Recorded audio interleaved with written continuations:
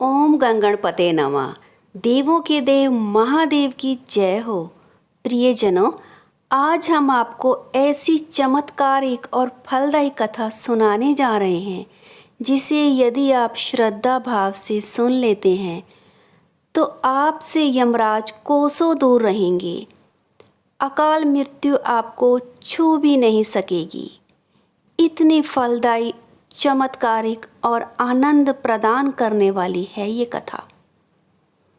प्रियजनों, भगवान विश्वनाथ महादेव जी की ये कथा यदि आप मन लगाकर सुनेंगे, भक्ति भाव के साथ सुनेंगे तो अकाल मृत्यु से हमेशा के लिए बचे रहेंगे, क्योंकि महादेव का आशीर्वाद आपके सिर पर होता है और जिनके ऊपर देवों के देव महादेव, कालों के काल महाकाल का हाथ होता है, उनका कोई बाल भी बांका नहीं कर सकता।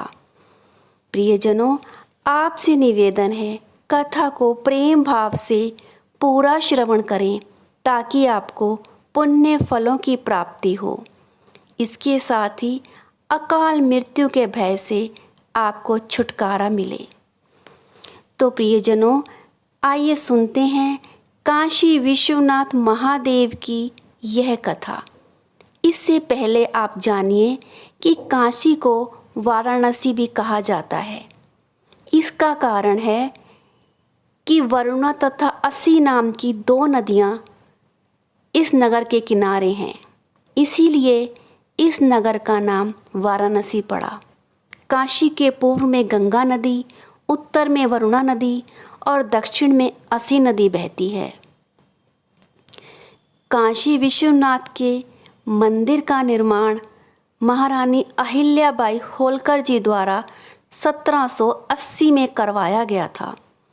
बाद में महाराजा रणजीत सिंह ने 1853 में इस मंदिर को 1000 किलोग्राम सोने से मढ़वाया था। ऐसी मान्यता है कि भगवान शिव माँ पार्वती के साथ हर साल कुछ दिन के लिए कैलाश पर्वत छोड़कर काशी में आकर निवास करते हैं।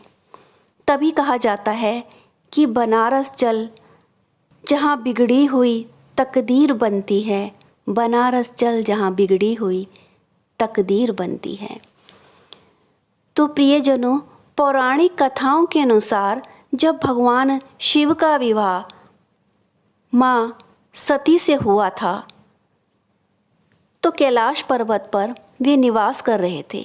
तब एक दिन माँ सती ने भोलेनाथ से कहा, हे मेरे पति परमेश्वर, सभी देवी देवताओं के अपने घर हैं, हमारा अपना घर नहीं, ऐसा क्यों है?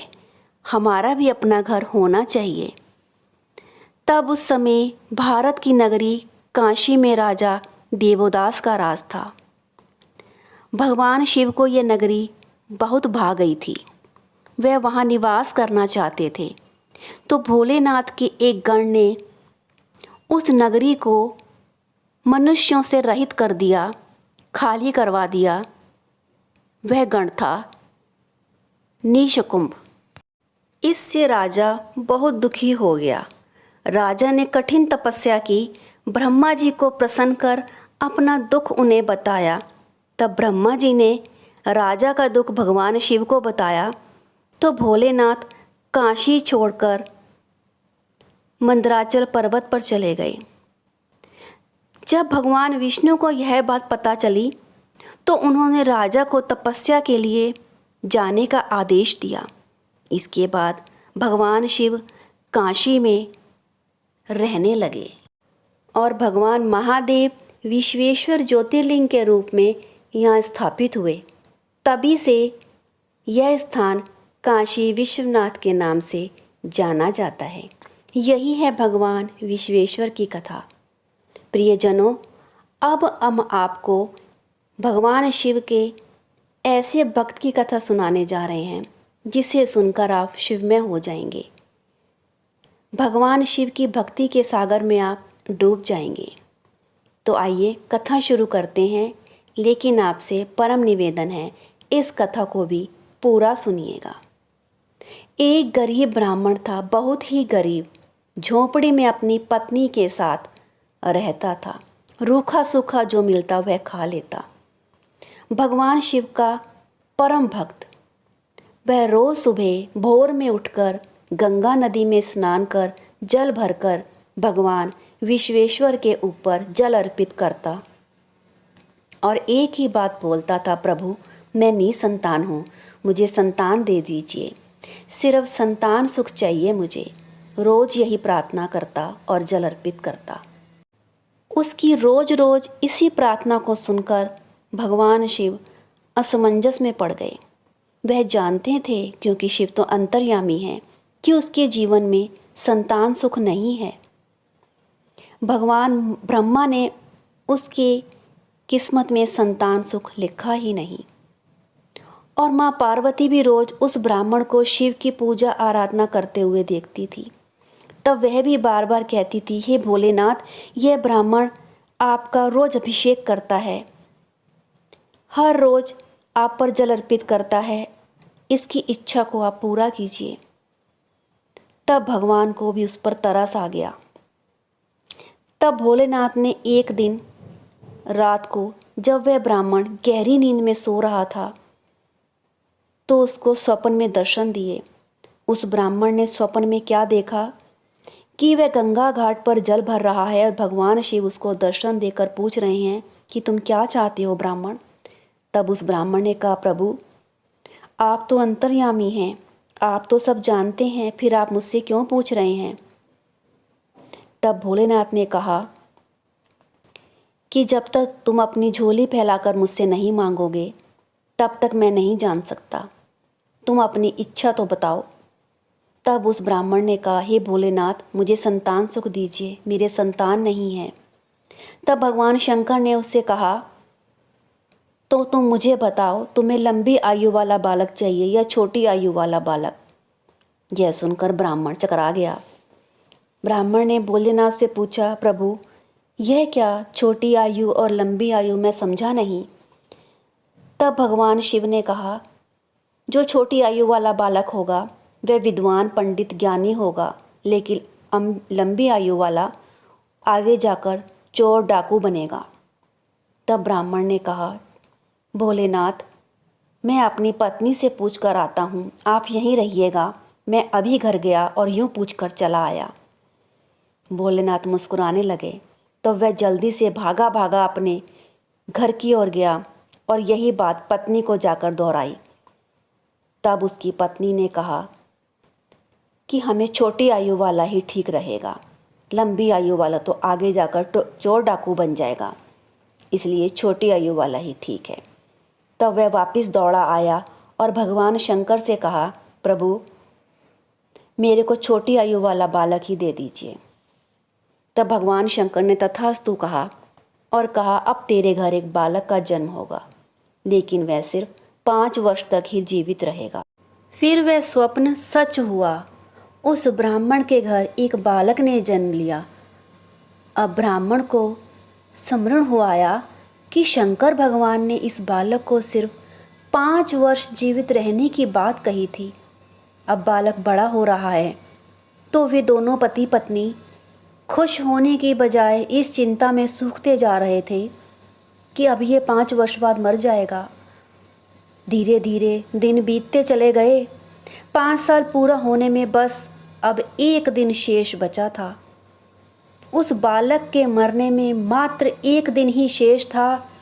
जब वह बालक उस दिन सोया तो दोनों पति पत्नी दुखी होकर आंसुओं के सैलाब में डूब गए, ये सोचकर कि आज उनके बच्चे की आखिरी रात है। तब पंडित ने एकाएक बच्चे को रात के तीसरे पहर में उठाया और उसे उठाकर गंगा घाट ले गया, गंगा के किनारे ले गया। क्योंकि गंगा किनारे साधु संत तीसरे पहर में स्नान करके सूर्य निकलने से पहले ही पूजा आराधना हवन यज्ञ करना शुरू कर देते हैं। तो उस ब्राह्मण ने उस बालक को वहाँ बिठाया और वह ब्राह्मण बोला, पुत्र, जो भी साधु सन्यासी बाबा यहाँ से गुजरे, उनके पाँव छू लेना, उनका आशीर्वाद लेना। तब बालक ने कहा, ठीक है पिताजी। सभी साधु सन्यासी उस रास्ते से गुजर रहे थे तो वह ब्राह्मण का पुत्र उन सबके पैर छू रहा था और वे उसे आशीर्वाद देते चले जा रहे थे। तभी ब्राह्मण ने दूर से देखा कि सप्तऋषि आ रहे हैं, 7 ऋषि आ रहे हैं। सप्तऋषि भगवान ब्रह्मा के मस्तिष्क से जन्मे पुत्र हैं और इनको ज्ञान भगवान शिव ने दिया है।